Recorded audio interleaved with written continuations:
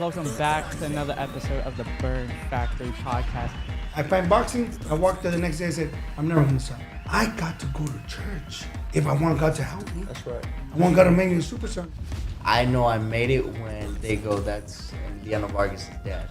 Look, we all have a little bit to add and to give to the sport, but one thing about us is they won't destroy us. It's just a blessing to have brothers in the sport. It's a blessing to have my father, and just God is good, man.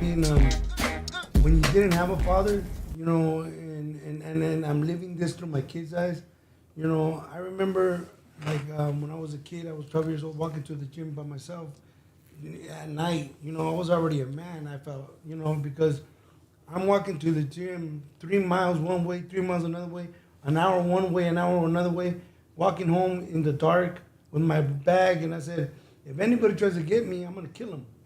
You know, and I have nobody to support me. Now, when I'm living with my kids, that what they're doing, you know, I don't want them to fight. I don't want them to fight, and I put them in everything but boxing. Basketball, my boys are hoopers.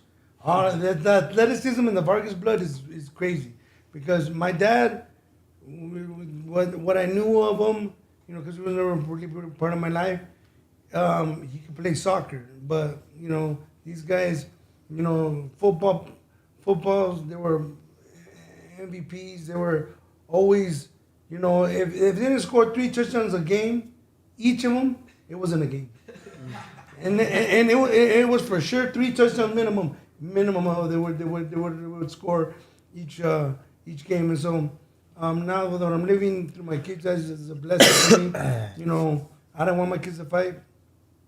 My compadre said it like this: Champ, you don't want your kids to fight? I said no. And he goes, okay, who's gonna tell your kids they're gonna be like their dad? Because I'm not gonna tell them.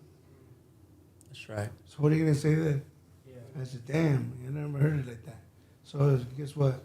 You know, I'm here to support them 110%. Wherever they're going, I've already been there. Yeah. Did your father ever want you to fight? Well, my dad was not part of my life, but you know, no, so you know, my dad died. My biological father died. I don't know, a few years ago. I don't even remember.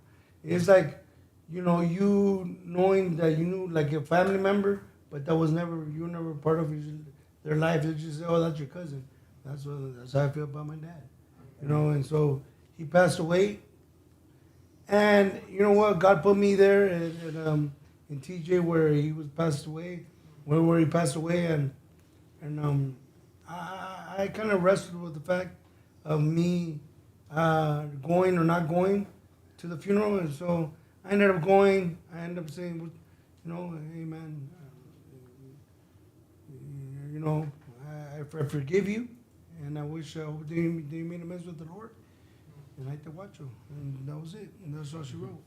And so, you know, when I'm living with my boys is amazing. All of them are very talented, very charismatic too. You know what I mean? So at the end of the day, you know, they don't even have to fight. They could be Basketball underwear models. Something. They can do basketball. They can play basketball. I'll be a little taller for that, but we could choose to do anything else, but can't help it. We're around it so much. So for you guys,